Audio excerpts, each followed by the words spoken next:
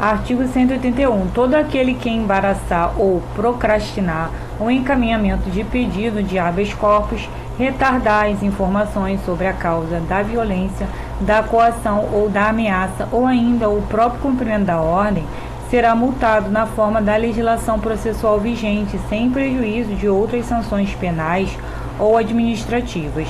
Artigo 182. O presidente do Tribunal Pleno ou das Câmaras envidará as providências necessárias ao cumprimento da decisão, como o emprego dos meios legais cabíveis, determinando, se for o caso, a apresentação do paciente ao relator, ao juiz de direito ou ao juiz substituto no local que designar. Artigo 183. As fianças que tiverem que ser prestadas perante o Tribunal de Justiça, em virtude de habeas corpus, serão processadas e julgadas pelo relator, que poderá delegar essa atribuição ao juiz de direito ou juiz substituto. Artigo 184. Quando o pedido for manifestamente incabível, quando se verificar a ausência de instrução necessária à apreciação do habeas corpus, ou for manifesta a incompetência do órgão do Tribunal de Justiça para dele tomar conhecimento originariamente, o relator o indeferirá liminarmente.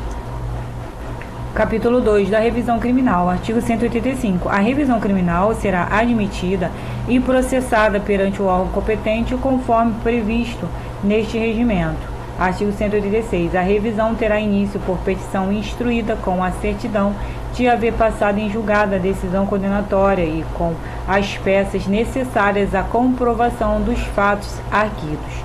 Artigo 187.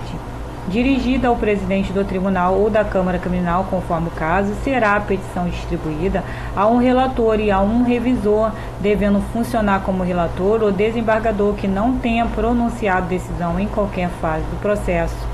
Se isto não for possível, no âmbito da Câmara Criminal, será relator um componente da Câmara Civil. Para primeiro, o relator poderá determinar que sejam apensados os autos originais aos do pedido de revisão, se daí não advier dificuldade à execução normal da sentença. Parágrafo 2º.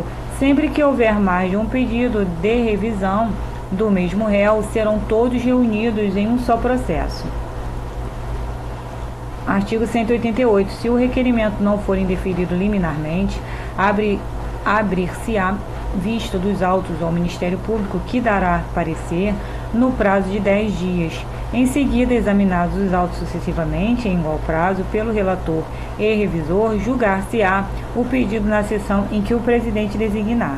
Artigo 189. Julgado procedente o pedido, poderá o Tribunal Pleno ou a Câmara Criminal alterar a classificação da infração, absolver o réu, modificar a pena ou anular o processo. Parágrafo único. Em hipótese alguma, poderá ser agravada a pena imposta pela decisão revista. Artigo 190. O Tribunal Pleno ou a Câmara Criminal, se assim o requerer o interessado, poderá incidentalmente declarar-lhe o direito a uma justa indenização pelos prejuízos sofridos. Para primeiro, por essa indenização, que será liquidada no juízo civil de primeiro grau, responderá o querelante quando se tratar de ação penal privada ou a fazenda pública quando a ação penal for pública. Parágrafo 2º. A indenização não será devida se o erro da condenação for proveniente, pelo menos em parte, de ato ou falta imputável ao próprio peticionário, como confissão voluntária, revelia ou ocultação de provas.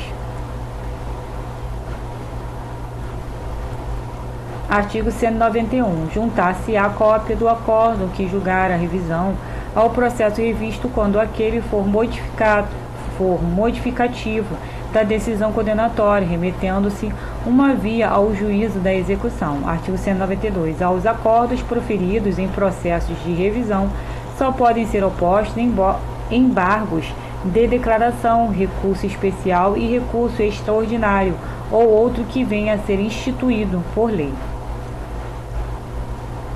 Capítulo 3 do desaforamento. Artigo 193. O desaforamento será processado nos termos da legislação processual penal e deste regimento. Para primeiro, o pedido de desaforamento será O pedido de desaforamento será distribuído imediatamente e terá preferência de julgamento nas câmaras reunidas. Parágrafo 2º, por meio de ofício, acompanhado de cópia de petição, o relator solicitará informações ao juiz do processo, que as prestará em 5 dias. Parágrafo 3º, se iniciado o incidente por representação do juiz, o processamento obedecerá ao disposto neste capítulo, no que couber, dispensando-se as informações. Parágrafo 4º, recebidas as informações ou sem elas, dá-se-á vista ao Ministério Público pelo prazo de 5 dias, após o que pedirá o relator dia para o julgamento. Parágrafo 5º, se entender falta fundamento à petição, parágrafo 5º, se entender faltar fundamento à petição, o relator a levará a julgamento imediatamente. Parágrafo 6º, será ouvido o juiz da vara ou comarca correspondente quando a medida não tiver sido por ele solicitada. Parágrafo 7º, na pendência de recurso contra a decisão de pronúncia ou quando efetivado o julgamento, não se admitirá o pedido de desaforamento, salvo nesta última hipótese, quanto a fato ocorrido durante ou após a realização de julgamento anulado.